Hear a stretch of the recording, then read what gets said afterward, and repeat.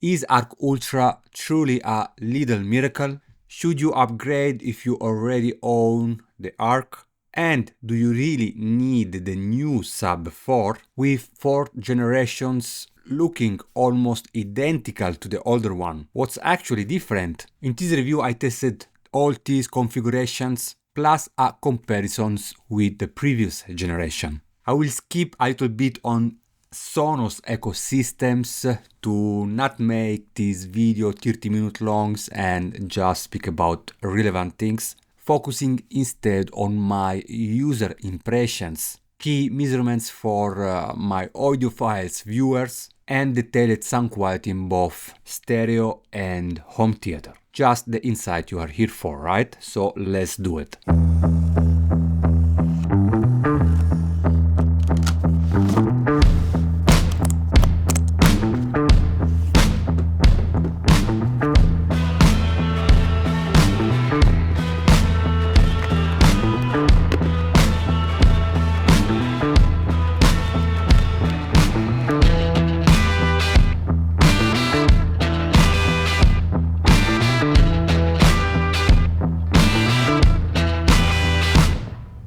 Timothy and Matthias Schick, the creators of the Heart Motions technology, have introduced a groundbreaking approach to audio engineering, focused on reducing speaker size without compromising sound quality. Passionate about high-end audio from a young age, the Schick brothers noticed a lack of real advancement in speaker technology over the past 2 decades. While materials had evolved, the core designs remained unchanged. In their research, they discovered that by removing the magnet from behind the membrane would allow the membrane more freedom to move, enabling a wider range of motion. This approach also allowed the magnet to be offset, reducing speaker size dimensions without sacrificing sound quality. In 2016, with the support of their university, known for funding student startups, the two brothers founded Mate and secured a patent for Heart Motion. This technology gained widespread attention at the CES 2022, showcasing how it could produce compact, lightweight speaker with rich sound. Why I'm speaking about this? Well, recognizing its potential, Sonos acquired Might in 2022 for around 100 million to integrate Heart Motions into their product line. Sonos CEO Patrick Spence highlighted the Heart Motions aligns with Sonos' missions to deliver high-quality audio in smaller designs, such as the Sonos Arc Ultra soundbar. Later, Sonos called this technology Sound Motions and is considered by many as a mechanical miracle. Unlike conventional designs, Heart Motions drivers use two opposing membranes with offset motors that work in unison. These configurations create a balanced driver that overcomes the limitations of traditional transducers. So here the key advantages is for sure compactness, making them ideal for soundbars and compact speaker like the Arc Ultra that we are going to review today. The Sonos Arc Ultra is a solid upgrade from the Arc, featuring now 14 drivers instead 11, including the innovative Sound Motions technology that enhance bass response, promising a more immersive audio reproductions with their Dolby Atmos 9.1.4 setup. However, I remained a little bit skeptical on these numbers when it comes to soundbar, as they often seem more like marketing. A true Dolby Atmos 9.1.4 usually involves a more extensive setup, and expecting that level of depth from a single soundbar feels like expecting a full orchestra to fit into a violin. Both models offer Wi-Fi connectivity, but the Arc Ultra includes updated Wi-Fi for more stable connections. In terms of size, the Arc Ultra is slightly slimmer than the original, although both maintain a closer overall length and height, preserving the sleek, low-profile designs that fits well under most TVs. I will admit is my first experience with the Sonos ecosystem, so I was curious to understand why it's so popular, despite recent industry speculation. The unboxing alone was impressive, exceptional packaging that reminds me of Apple products, meticulously designed to make a strong first impressions, and this attention to details even benefits resale value, as Sonos products hold their very well. The Era 300 surround speakers arrived before the Arc Ultra soundbar and Sub 4, so I took the opportunity to test them in stereo mode and familiarize myself with the Sonos app and ecosystem. I placed them on a 80 cm height stand. Since they are a very compact speaker, I wanted to have them at the ear level for a better sound quality. And the setup was really smooth. The Sonos app detected both speaker and made installations easy and intuitive. Era 300 are well built and heavy, though notably missing analog inputs. They only offer USB-C, which can be adapted for analog source adapters sold separately. And since I didn't have this adapter, I unfortunately couldn't test it. I enabled my Spotify and Cobas accounts in the app and started listening. As I just finished reviewing the new KEF Concerto Meta, I powered with a beautiful class amplifier, the Musical Fidelity A1. For some of you guys that are not watching my channels, you know that I'm cover more, let's say, audiophile products. So I was curious to see how the Sonos system compared at about a third of KEF setup, so 3 times the cost of the Era 300. Does it mean it was performing 3 times better?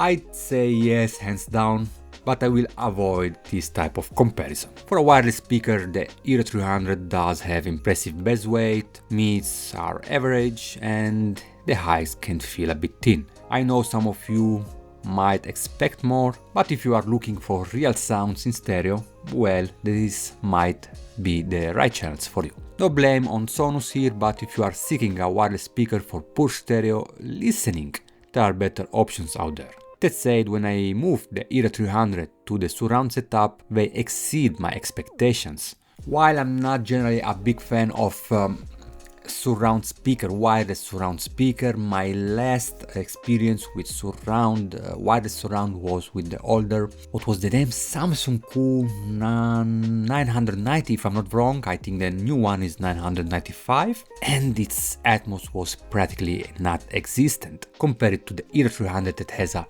fantastic surround imaging. Love it. They cover the rear soundstage with immersive Atmos effect, especially above, filling the special gap left by the Arc Ultra alone. An essentials upgrade for a fully immersive experience. Definitely something to consider. Arc Ultra and Sub 4 arrived a little bit later. Not that the Arc Ultra no longer includes the HDMI optical adapter, so if needed, you will have to purchase it separately. I had to remove my turntable. I had a turntables on the right, no, on the left, and a tube, my vacuum tube amplifier on the right. By the way, you cannot connect it to a turntable. So in this review, I'm testing the Arc Ultra and Sub 4 in black, while the Arc and the Sub 3 are in white. My first cinema test, only with the Arc Ultra without subwoofer, left me speechless. Arc Ultra made the Arc sound like a budget soundbar, I'm not joking.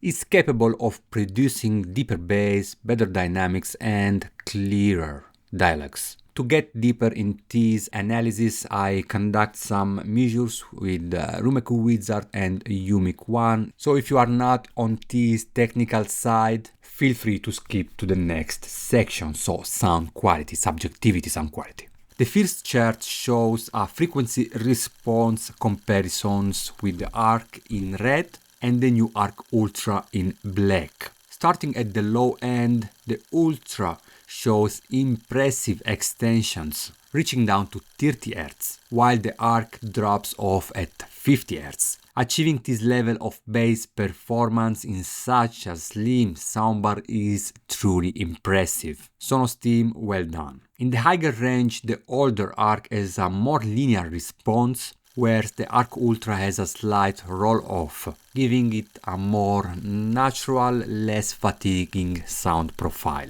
To illustrate this further, here's a comparison with the Sennheiser Ambeo Plus. While stronger than the Arc, it doesn't quite match the bass potentials to the Arc Ultra. You will also notice a bit of mid-bass emphasis on the Arc Ultra, which adds weight to voices and body, chestiness, potentially a bit too much in my opinion, though easily balanced with a subwoofer as we will see later.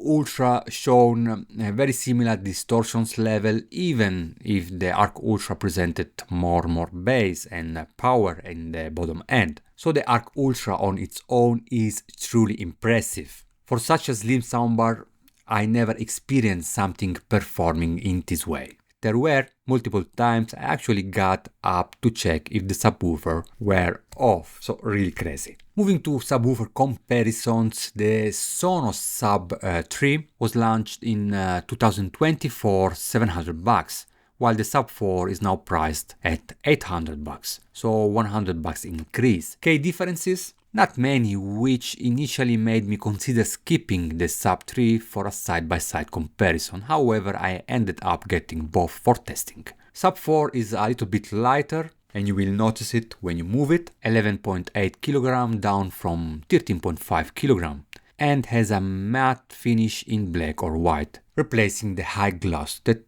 actually I like it so much. It also includes upgraded connectivity with more processing power, memory, and enhanced Wi-Fi. But let's start to comparing first frequency response. Comparing Sub 3 with Sub 4 frequency response are nearly identical, both rolling off under 30 Hz. The Sub 4 has a slightly advantage in harmonic distortion, 2%, really not so much of THD compared to Sub 3 that is around 4. Partially be age related since Sub 3 is 2 years old and Sub 4 was pretty new, brand new. However, I have to say that Sub 4 paired smoothly with Arc Ultra, where with Sub 3 which required multiple attempts to connect. So not sure about it, but it looks like they done some improvements in terms of pairing and connection. When adding a Sub 3 or Sub 4 to the Arc Ultra, you will notice, just as my measurement confirm,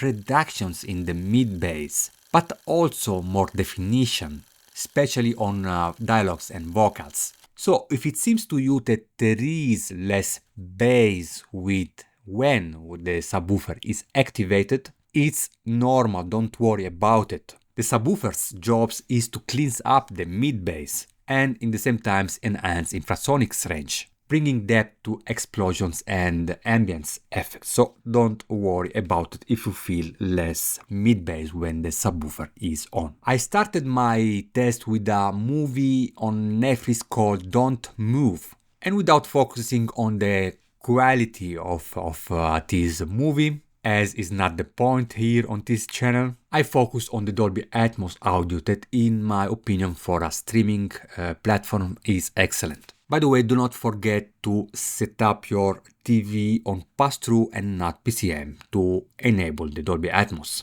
And here around 25 minutes mark, during a scene where the protagonist runs through the forest, the Arc Ultra elevated the atmosphere with its richer bass, adding drama.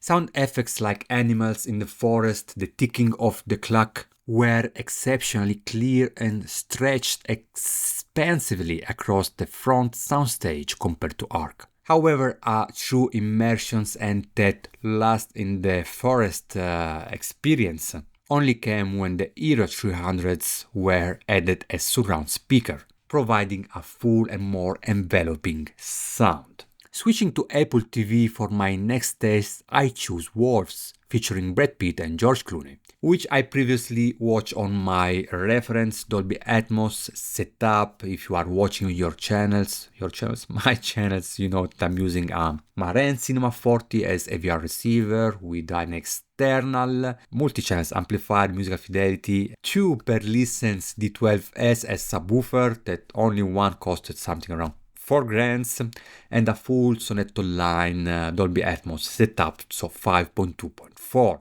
Overall, a really expensive setup. Why I'm telling you this? Well, keep watching to the end. I love Apple TV for its high quality audio and video streaming. It's definitely one of the best out there. What you think about it, guys? Let me know in the comment sections down below. This time I focused on dialogue clarity, an area where soundbars typically shines.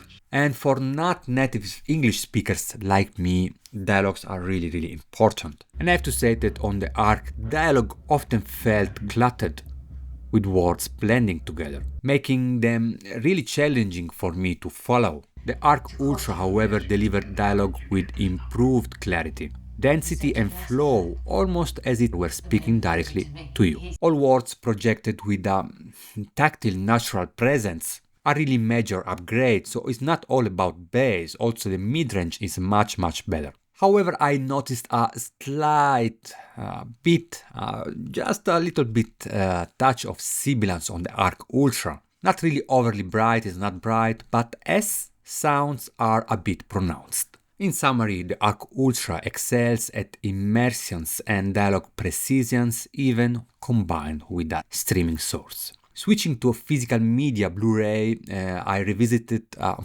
movie that basically is in all my subwoofer reviews. I'm speaking about Mad Max.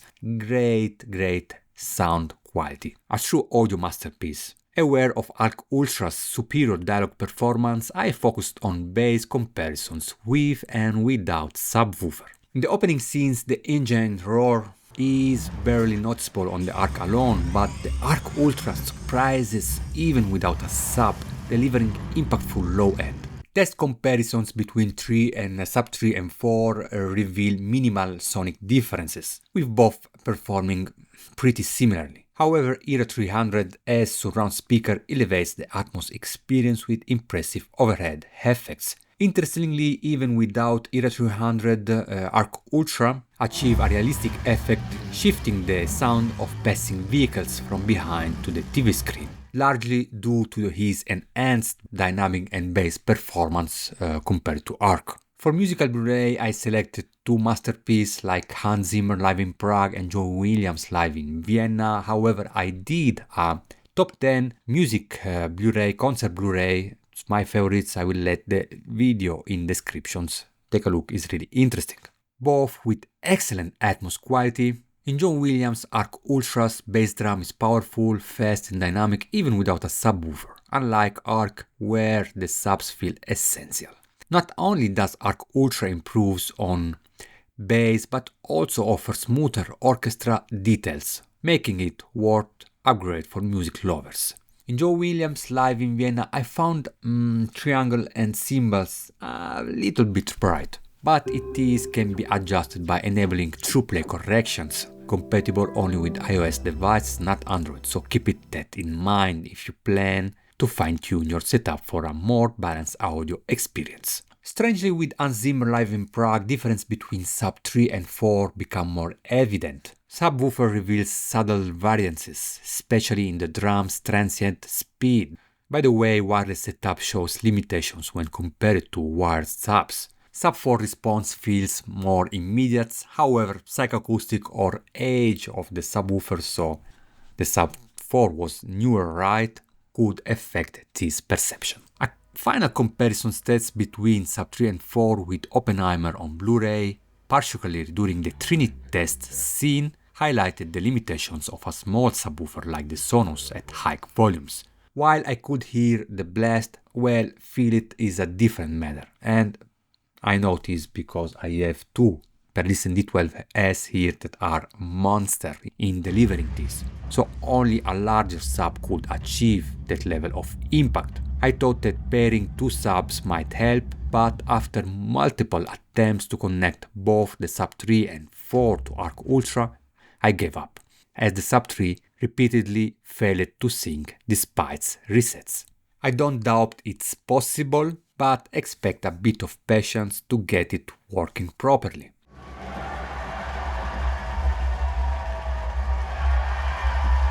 In conclusion, Sonos Arc Ultra with Era 300 and Sub 4 deliver a truly immersive experience, marked by deep bass, clear dialogue and full surround sound. Each time I revisited the Arc Ultra, I appreciate its sleek, nearly invisible profile compared to my bulky passive center speaker.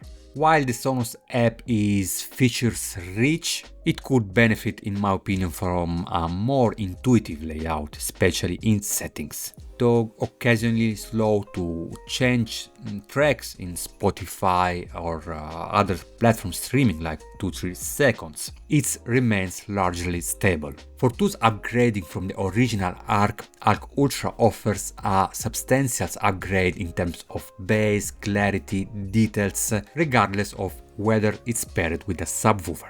However, for those prioritizing stereo music playback, audiophile-grade wireless speaker may be a better fit. Comparing Sub 3 with Sub 4, I wouldn't prioritize this swap without upgrading to the Arc Ultra first. It's a far more significant upgrade in terms of performance and sound quality. And for those are asking if I trade my high-end home theater, wired home theater, set up for a Sonos system, well, probably not yet. It's not about the dialogs or Atmos precisions, which have reached an impressive performance on Soundbar in my opinion, but rather for the subwoofer.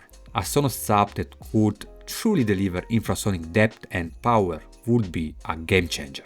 Aside from that, Sonos Arc Ultra is the best soundbar that I've experienced so far, and I'm curious to see what the future holds. From an audio is everything. I hope you guys find this video interesting. If you have any questions, please let me know in comment sections down below. Stay tuned to support my channels, hit the like buttons, subscribe or take it in considerations, and see you soon.